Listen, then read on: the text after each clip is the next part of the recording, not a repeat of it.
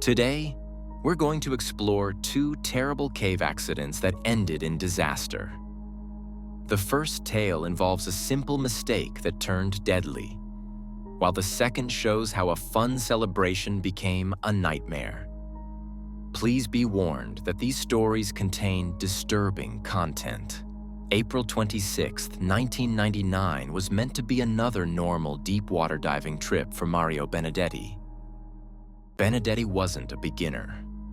With 4 years of underwater cave exploration, he knew the dangerous world of deep diving. That morning, Benedetti went down into Crystal Spring with 2 other divers, Roberto Morelli and Lisa Thompson.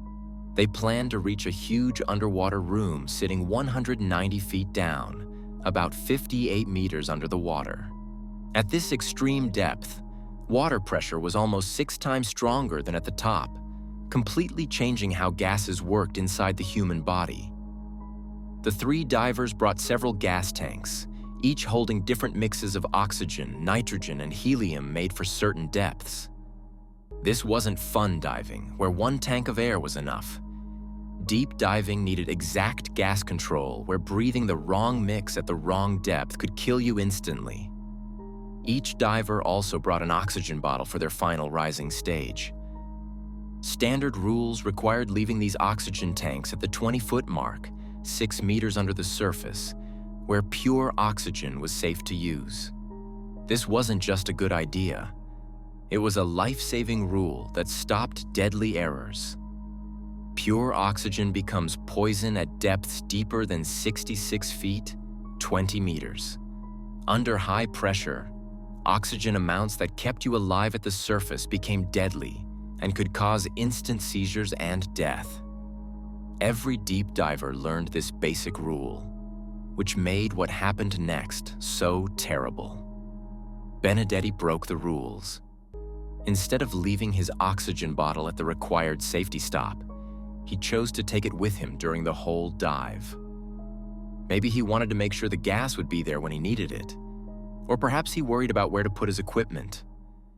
Whatever his thinking, this choice would kill him. The trip down went well. The 3 divers moved through the crystal clear water with skill, their lights cutting through the underwater darkness.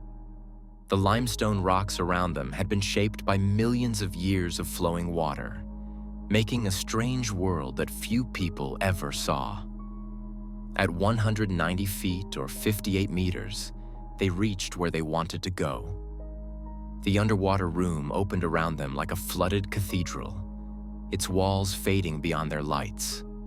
The crushing water pressure at this depth would have killed an unprotected person instantly, but their special equipment let them explore this alien place. They spent time recording the room, taking pictures, and looking at the unique rock formations. The quiet was complete except for the steady sound of their breathing equipment. In this place, every breath had to be planned, every move thought about. After finishing their exploration, the team started going up. This was the most dangerous part of any deep dive. The gases dissolved in their blood, and body parts under pressure had to be let out slowly to prevent getting sick from coming up too fast. They would make several stops at set depths, letting their bodies safely get rid of extra gas. Their first big stop was at 120 feet, about 37 meters under the surface. Here, they would float still for several minutes, starting the slow process of coming up safely. The surface seemed impossibly far above them, and they still had many stops ahead before reaching safety. At this 120-foot stop, Benedetti made his deadly mistake. For reasons no one would ever fully know, he switched from his main breathing gas to the oxygen bottle he had brought from the surface. Maybe confusion affected his thinking. Or perhaps the stress of the deep dive changed his decision-making. The moment pure oxygen went into his lungs at 120 feet, 37 meters underwater, the effects were instant and terrible. The high pressure forced toxic amounts of oxygen into his blood. This triggered what diving doctors call oxygen poisoning. His nervous system was overwhelmed by the chemical attack. Benedetti went into violent shaking. His body shook without control as his nervous system failed under the oxygen toxicity. Within seconds, he lost consciousness completely, his mind shutting down under the toxic effects. The mouthpiece connecting him to life-giving gas fell from his lips, floating away in the clear water. Morelli and Thompson watched in horror as their skilled partner changed from a capable diver into an unconscious victim. At 120 feet, 37 meters underwater, they faced every diver's worst fear. A partner in trouble far from the surface with few rescue choices. The two divers immediately went into emergency mode. They had trained for this situation, but reality was much harder than any classroom practice. Benedetti was unconscious and shaking, his body not responding to their rescue tries. Without his mouthpiece in place, he was no longer breathing the gas that kept him alive in the deep water. Morelli and Thompson worked desperately to save their friend. They tried to get his mouthpiece back in the right place, fighting against his uncontrolled movements and the difficult underwater environment. The shaking made it almost impossible to keep equipment in the right position, and their own gas supplies were getting low as they used energy in the rescue attempt. The science of their situation worked against them. At 120 feet, 37 meters, they were still far from the surface and couldn't try to go up fast without risking deadly sickness from coming up too quickly themselves. They needed to keep their own safe rising schedule while trying to save Benedetti, an almost impossible task. Minutes went by with the situation getting worse. Benedetti showed no signs of waking up, and the shaking continued, preventing effective rescue breathing. His companions faced the horrible truth that their friend was dying in front of them, and nothing they could do would stop it. The tragedy was made worse by how it could have been prevented. Oxygen poison limits were well known in the diving world. The 66-foot, 20-meter limit for pure oxygen use was basic knowledge taught to every deep diver. Skilled divers had developed specific rules to prevent exactly this type of accident. Standard practice involved leaving oxygen bottles at proper rising depths exactly to avoid the confusion that killed Benedetti. By securing oxygen supplies at 20 feet, 6 meters, divers removed any chance of accidentally breathing pure oxygen at dangerous depths. After trying every rescue option, Morelli and Thompson were forced to accept what couldn't be changed. Benedetti had died from oxygen poisoning, and their own survival now depended on finishing their rise and reaching the surface alive. They couldn't save him, but they could make sure his death didn't kill more people. The trip up must have been painful for the survivors. They were forced to complete scheduled rising stops while dealing with the trauma of watching their friend die. Each stop meant precious minutes when Benedetti's condition got worse. But rushing to the surface meant certain death from rising sickness. When Morelli and Thompson finally surfaced and reported the accident, the diving community was shocked. Benedetti's 4 years of cave diving experience should have prevented this basic error, showing how even skilled divers could fall victim to momentary confusion. Emergency workers recovering Benedetti's body from that depth faced their own technical challenges. The recovery operation required special deep diving equipment and careful planning to avoid more casualties. The crystal clear water that had attracted the divers now served as the site of a complex underwater recovery mission. Investigation showed no equipment failures or outside factors contributing to the death. The oxygen bottle worked perfectly, delivering pure oxygen exactly as designed. The problem wasn't equipment failure, but wrong use at depths where pure oxygen became deadly poison. This strengthened understanding that human error causes most diving deaths. The incident became a case study in deep diving courses worldwide. Teachers used Benedetti's death to stress the importance of following established rules regardless of experience level. The accident showed that expertise couldn't make up for momentary lapses in judgment when diving at extreme depths. Story 2. The birthday party that turned into a nightmare. Tracy Harrison had no idea that August 10th, the day she was born, could potentially be the day she might die. What started as plans to celebrate her upcoming 39th birthday in Missouri's Martin Cave turned into a devastating tragedy. Martin Cave was privately owned but open to visitors. Located in the rolling hills, typical of Missouri's Ozark area, the Current River, a national scenic waterway, flowed through the region, its clear waters shining as they passed under the thick forest. This area was famous for its many caves formed by the unique limestone landscape that Missouri is known for.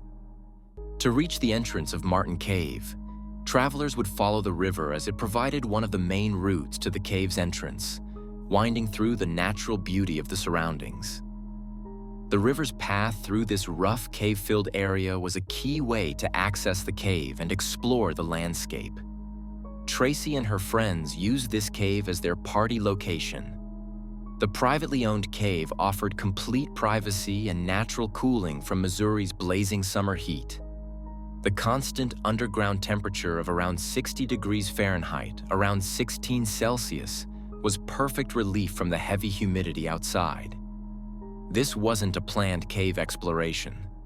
The group brought coolers, snacks, drinks, and portable speakers for an underground birthday party. They wanted something unique and memorable, and the cave's natural sound effects seemed perfect for their celebration. The group entered the cave using flashlights and battery-powered lights. They went about 228 meters, 750 feet into the system, until they found a wider room suitable for their party setup. The limestone walls created impressive sound effects that made their music and conversations louder. As they unpacked supplies and set up their celebration, the mood was happy and relaxed. The novelty of partying underground added excitement to the gathering. Music played from speakers while they arranged their food and drinks in the underground room. During the setup, Tracy decided to head back toward the cave entrance alone. Perhaps she needed something from their cars, or maybe the underground environment was making her uncomfortable. Whatever her reason, she made a deadly mistake. She left without taking any light source. Her friends were busy setting up the party, music playing and conversations flowing. In the energetic atmosphere, nobody immediately noticed her leaving. When they did realize she was gone, they assumed she had taken a flashlight and was safely making her way back to the entrance. Cave darkness is complete. Unlike outdoor nighttime where some light exists, caves offer total blackness. Without light, navigation becomes impossible, and familiar passages turn deadly. Tracy tried to navigate back through the cave system in total darkness. The limestone floor was uneven and dangerous.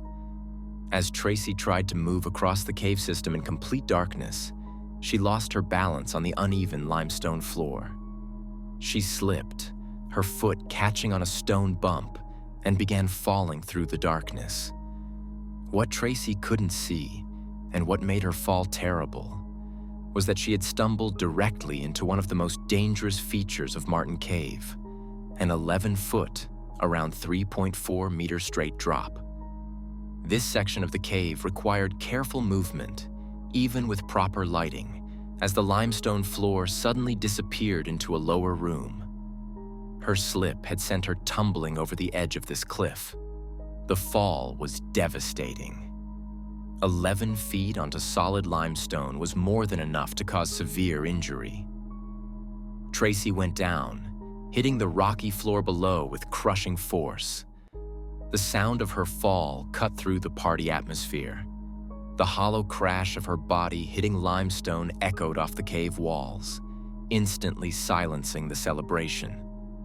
Music stopped, conversations ceased, and everyone froze as the terrible sound bounced through the passages. They abandoned their party setup and frantically searched for the source of the sound.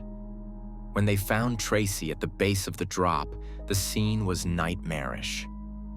She lay unconscious on the limestone floor with severe head injuries.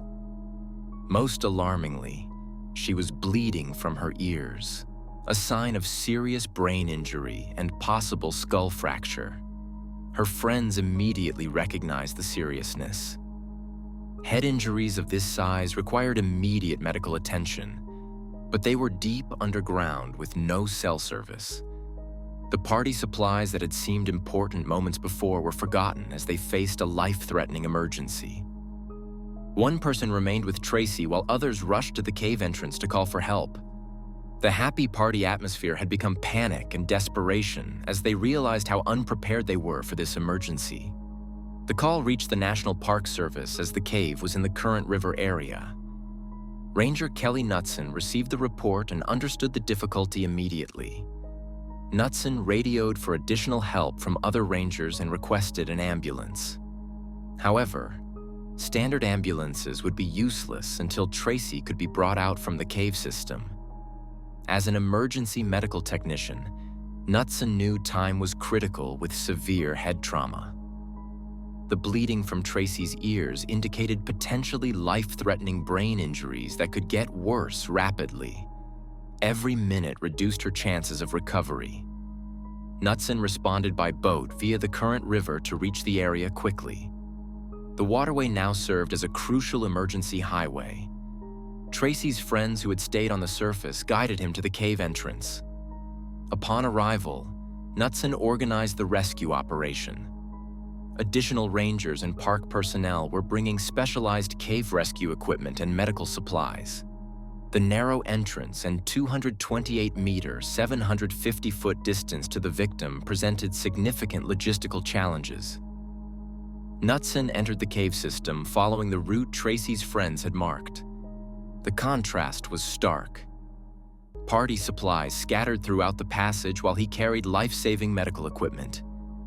Empty coolers, abandoned snacks, and a silent speaker served as grim reminders of how quickly celebration had turned to tragedy.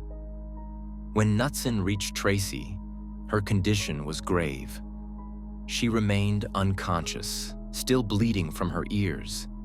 He immediately began giving oxygen and conducting a preliminary injury check. The long fall onto solid limestone had clearly caused severe head trauma, and possible spine injuries meant any movement had to be carefully controlled. Knutson directed Tracy's friends to keep her completely still while he radioed for additional medical personnel. The underground environment complicated every aspect of emergency care. Radio communications were limited. Lighting was inadequate for proper medical assessment, and the patient needed transport through narrow, uneven passages. The rescue required careful coordination between multiple teams. Rangers and park personnel established a route from Tracy's location to the cave entrance. They brought additional lighting, medical equipment, and specialized stretchers designed for cave rescues. Preparing Tracy for transport was painstaking. Her potential spine injuries required careful securing to a backboard before any movement. In the confined cave passage, this procedure was significantly more complex than on the surface.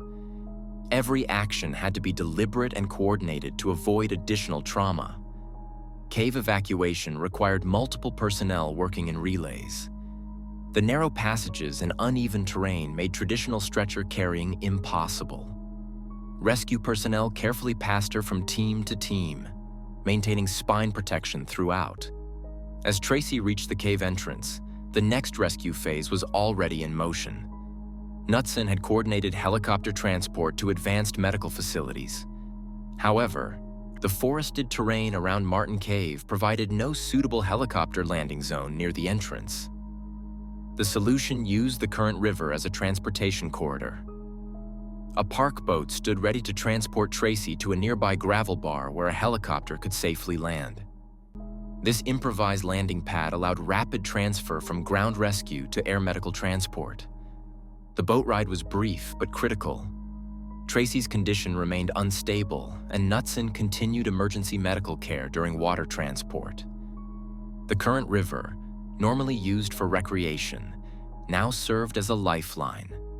The helicopter crew was standing by at the gravel bar landing zone. Tracy was quickly transferred to the aircraft where flight medics took over her care. The helicopter's advanced life support capabilities provided higher-level medical intervention than possible in the cave. Tracy was initially flown to Ozarks Medical Center in West Plains, the nearest trauma facility. However, her head injuries required even more specialized care. She was transferred to St. John's Hospital in Springfield, where brain surgery specialists could address her brain trauma. At St. John's Hospital, Tracy underwent emergency surgery. The surgical team worked to relieve pressure inside her skull and repair brain tissue damage. Her condition was listed as critical, though doctors were cautiously hopeful about her survival chances. The entire rescue operation took just over 2 hours from emergency call to hospital arrival. This rapid response was crucial given her injuries and demonstrated effective coordination, even in challenging cave environments. As Tracy began recovery in intensive care, her birthday celebration on August 10, 2002, became a lesson on how caves can turn dangerous when safety precautions are ignored.